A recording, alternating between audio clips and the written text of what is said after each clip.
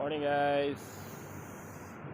Second day po ng araw ng linggo. Dito po tayo ngayon, naghihintay na naman po ba sa usual.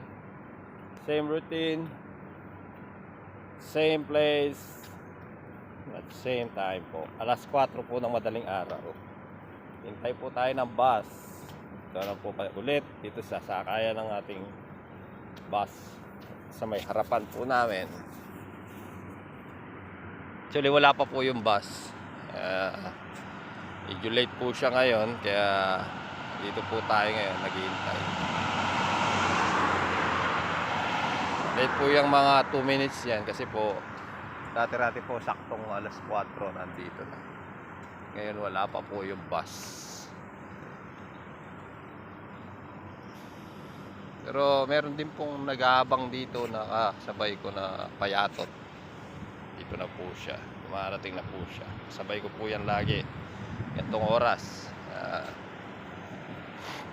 Po guys, nakababa na po tayo sa bus. Ito po yung dati ko lagi ko pong binababaan. Alam nyo po yan, kila yung mga bulaklak na yan. Para po yun yung kahapon na sinasabi ko po na sa kabilang side po ang mga bulaklak sa kulay pula. Ito po yan. Dito po ako bumaba sa may Airport Road sa mismong main road dito sa Abu Dhabi. Kasi po, tatlo po yung road dito na dinadaanan na pwede po kayong sumakay sa lahat doon, pero iba-iba po ang ruta. Ito po ay naka-main. Dahil sa kabila, meron din po na tinatawag na Muror. Sa kabila po is Salam Road.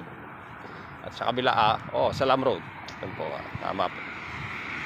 Po guys, dahil po malamig ang panahon, maganda po mga bulaklak dito, pati yung mga damo, pati mga puno. Hindi na po kapares dati na mainit. Medyo nakaka-recover po yung mga dito, mga laman pag naglamig. 3 months pong ganitong panahon, pero hindi po ganun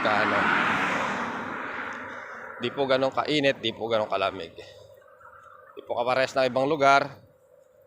Talaga pong nagyayelo. Dito hindi naman po. Guys, maraming salamat po sa panonood. See you next video. Salamat. Paalam.